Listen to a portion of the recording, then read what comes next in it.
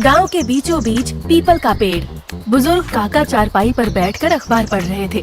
तभी एक बाइक तेज आवाज के साथ आकर रुकती है। यो गांव वालों, आपका हीरो वापस आ गया। अरे रामदीन का छोरा, 2 साल बाद याद आई गांव की हैं? बूढ़े काका, शहर में बिजनेस सीख के आया हूँ।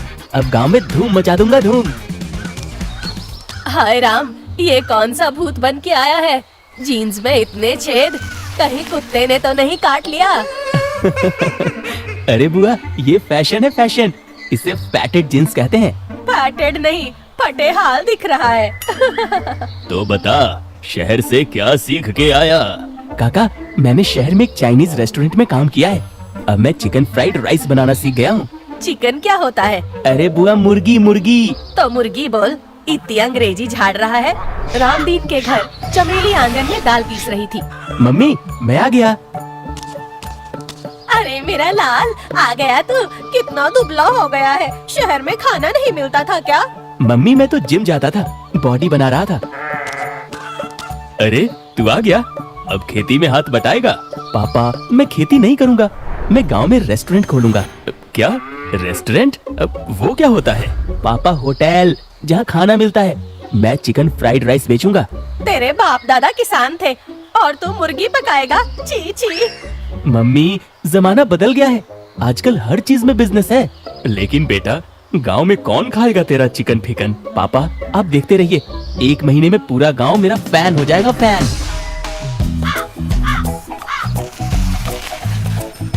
पप्पू ने घर के बाहर एक छोटी सी दुकान बना ली। बोर्ड पर लिखा, पप्पू का चाइनीज कॉर्नर। यार पप्पू, तूने तो कमाल कर दिया, लेकिन गांव वाले खाएंगे? अरे भाई, मेरे हाथ का स्वाद चखेंगे ना तो उंगलियां चाटते रह जाएंगे। अरे पप्पू, ये क्या लगा दिया? चाइनीज? ये कोई बीमारी है क्या? अरे नहीं काका, ये खाने का तरीका है, चीन देश का। तो तू चीनी बन गया? अरे नहीं काका, मैं हिंदुस्तानी हूँ, लेकिन चाइनीज खाना बनाता हूँ। मैं तो नहीं खाऊंगी, कौन जाने क्या मिला देता है। बुआ, एक बार ट्राई तो करो। नहीं, मैं तो रोज सुबह पूजा करती हूँ, मुर्गी नहीं खाती। ये क्या लगा रखा है? गांव की मर्यादा का क्या होगा? सरपंच जी, ये बिजनेस है, गांव में रोजगार आएगा। देखते हैं, लेकिन कोई गड़बड़ हुई तो बंद करवा दूंगा। अगले दिन पप्पू ने दुकान खोली, लेकिन कोई ग्राहक नहीं आया। यार, एक भी आदमी नहीं आया, गांव वाले बहुत कंजूस हैं। तभी एक गाड़ी आकर रुकी। बाहर से एक अजीब सा आदमी निकला, लंबा कोट, काला चश्मा। यहाँ चिकन फ्राइड राइस मिलती है? जी जी बिल्कुल, पहले ग्राहक हैं आप। अब 2 प्लेट बना दो, तेज। पप्पू ने झटपट चिकन फ्राइड राइस बनाए और आदमी ने खा लिए और 1000 का नोट निकाल दिया। सर, ये तो बहुत ज्यादा है। अब 1 प्लेट सिर्फ 50 रुपए की है, बाकी रख लो। और सुनो, तुम्हारी फ्राइड राइस मुझे अच्छी लगी, कल फिर आता हूँ। जी जी सर। विक्टर चला गया। चिंटू ने पप्पू की तरफ देखा। यार, ये आदमी कुछ अजीब लग रहा था। हाँ भाई, लेकिन पैसे तो दे गया। शाम को पूरा गांव पीपल के नीचे इकट्ठा था। मैंने अपनी आँखों से देखा, एक शहरी आदमी जिसने कुछ अजीब से कपड़े पहने थे, वो पप्पू की दुकान पर खाना खा रहा था। अरे मुझे वो ठीक आदमी नहीं लग रहा था, पक्का वो कोई बदमाश था। क्या? कैसा बदमाश? काला चश्मा, लंबा कोट, बिल्कुल फिल्मों वाला विलेन जैसा। हाय राम, कहीं पप्पू मुसीबत में तो नहीं फंस गया? मैं अभी पप्पू से बात करता हूँ। तभी पुलिस की जीप गांव में घुसी। इंस्पेक्टर तिवारी और 2 सिपाही उतरे। सरपंच जी, हमें खबर मिली है कि इस गांव में एक खतरनाक अपराधी छुपा हुआ है। अपराधी? हमारे गांव में? हाँ, उसका नाम है विक्टर। वो 50 लाख की चोरी करके भागा है। हमें शक है कि वो इसी इलाके में है। साहब, मैंने उसे देखा, पप्पू की दुकान पर। इंस्पेक्टर तिवारी पप्पू की दुकान पर पहुँचे। तुम्हारा नाम पप्पू है? जी जी साहब। आज दोपहर कोई अजीब आदमी आया था क्या? साहब, वो कुछ याद नहीं।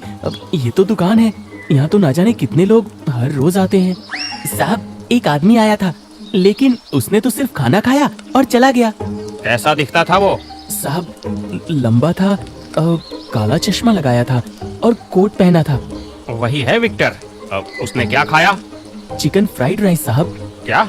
चिकन फ्राइड राइस यहाँ गांव में? जी साहब, पप्पू शहर से सीख के आया है। जरा मुझे भी दो 1 प्लेट। पप्पू ने 1 प्लेट फ्राइड राइस बना कर दिए। इंस्पेक्टर ने एक और खाया और आंखें बंद कर ली। वाह, ये तो कमाल है, शहर से भी बढ़िया। थैंक यू साहब। अब देखो, अगर वो आदमी फिर से आए तो मुझे फोन करना, लेकिन उसे शक नहीं होना चाहिए। जी साहब। रात को रामदीन के घर ये क्या हो गया? पुलिस घर आ गई। पप्पू, तूने ये क्या किया? पापा, मैंने कुछ नहीं किया।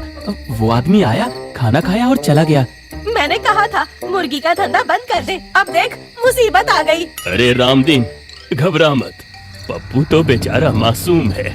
मासूम? हाय राम, कहीं पप्पू भी उस चोर का साथी तो नहीं? चुप, बिल्कुल चुप, मेरा बेटा चोर नहीं है। तो फिर वो बदमाश उसकी दुकान पर क्यों आया? बुआ, खाने की वजह से। मेरा खाना इतना टेस्टी है कि चोर भी नहीं रोक पाया।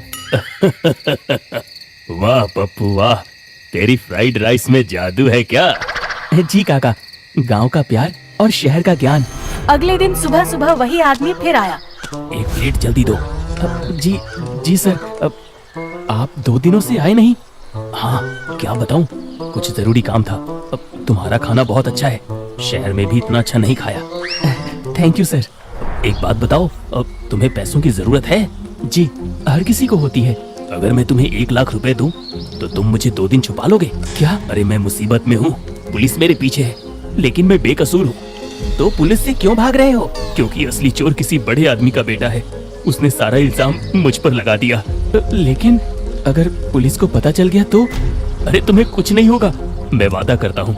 बस 2 दिन, मेरा वकील आ रहा है, वो सब सुलझा देगा। पप्पू की दुकान पे विक्टर पैसे का बंडल पप्पू की तरफ बढ़ाता है।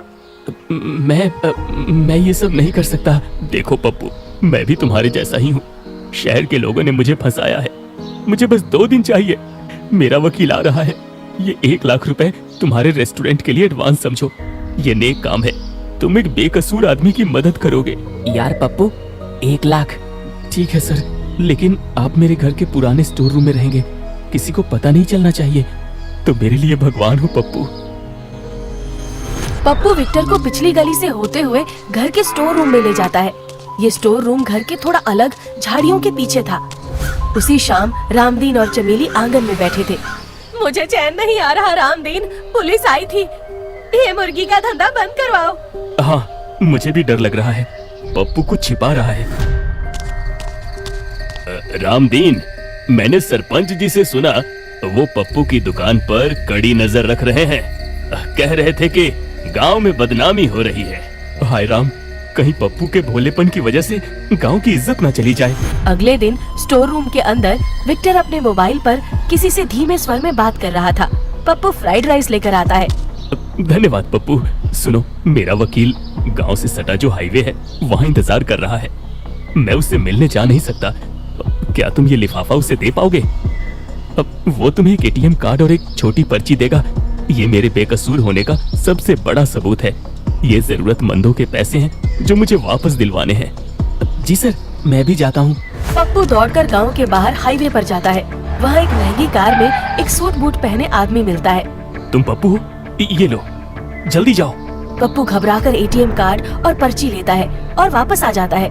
वो विक्टर को देता है। विक्टर एटीएम कार्ड और पर्ची को देखकर पप्पू का शुक्रिया करता है। बस अब सब ठीक हो गया, वकील ने मुझे इस झूठे आरोप से बचाने के रास्ते तैयार कर दिए हैं, उसका बहुत बहुत शुक्रिया। मैं कल पुलिस को आत्मसमर्पण कर दूंगा और सच्चाई सामने लाऊंगा। तुम कल सुबह इस लिफाफे में रखे 1000 रुपए तुम अपने रेस्टोरेंट के खर्च के लिए रख लेना।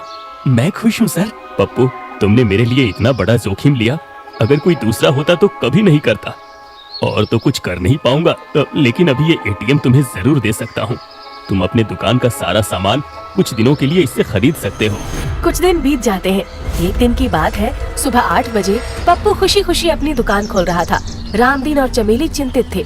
तू उस आदमी के साथ कोई गलत काम तो नहीं कर रहा ना पप्पू? नहीं पापा, वो कल खुद पुलिस के सामने जाएगा, वो बेकसूर है। तभी पुलिस की गाड़ियों का सायरन गांव में गूंजता है। इंस्पेक्टर तिवारी और पूरी फोर्स सरपंच जी के साथ रामदीन के घर की तरफ भागते हैं। विक्टर, तुम्हें पुलिस ने चारों तरफ से घेर लिया है, बाहर निकलो। पप्पू दौड़कर स्टोर रूम की तरफ जाता है। विक्टर अपने बैग में तेजी से कुछ सामान भर रहा था। तुमने पुलिस को मेरे बारे में क्यों बताया? नहीं, मैंने किसी को नहीं बताया। पप्पू, उस चोर से दूर रहो, मैंने ही रात को तिवारी जी को फोन किया था।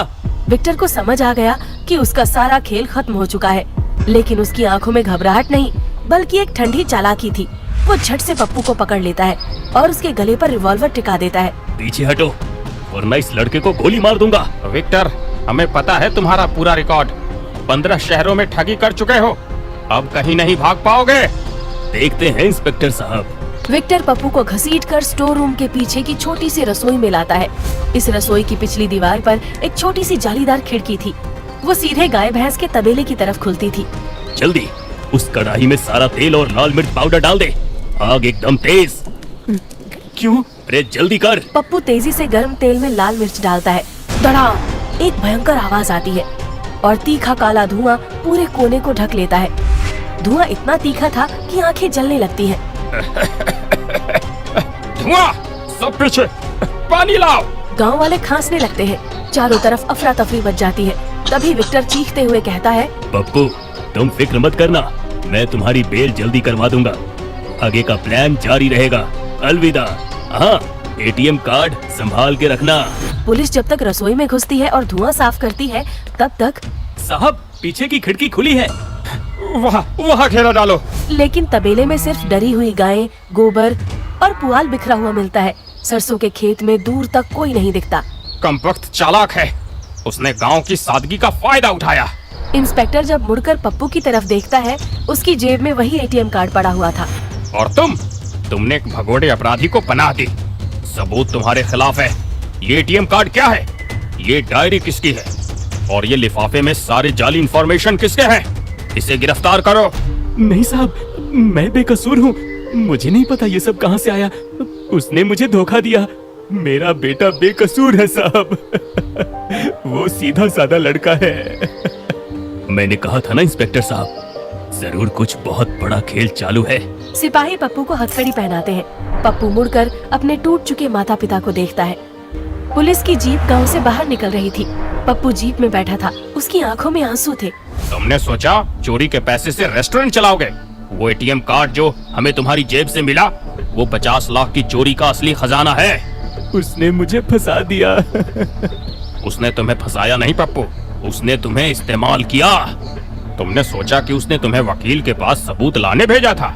नहीं, उसने तुम्हें सिर्फ इसलिए भेजा था ताकि तुम्हारे हाथ उस एटीएम कार्ड पर लग जाएं, ताकि जब हम उसे पकड़ें तो वो ये साबित कर सके कि ये कार्ड तुम्हारे पास है और तुम ही असली चोर के साथी हो। उसने तुम्हें अपने एस्केप प्लान के लिए इस्तेमाल किया और तुम्हारी चिकन गांव की फ्राइड राइस के रेस्टोरेंट बनाने का लालच उसके भागने का सबसे सुरक्षित रास्ता बन गया। इंस्पेक्टर साहब, मैं निर्दोष हूँ। तो पप्पू, क्या सबक लिया तुमने इस वारदात से? जब भी कोई आपको बहुत आसानी से बड़ा लालच दे तो सावधान हो जाओ। बिना सोचे समझे किसी पर भरोसा करना, चाहे वो कितना भी मासूम बनने का नाटक क्यों ना करे, सबसे बड़ी भूल होती है, क्योंकि धोखा हमेशा विश्वास की आड़ में आता है।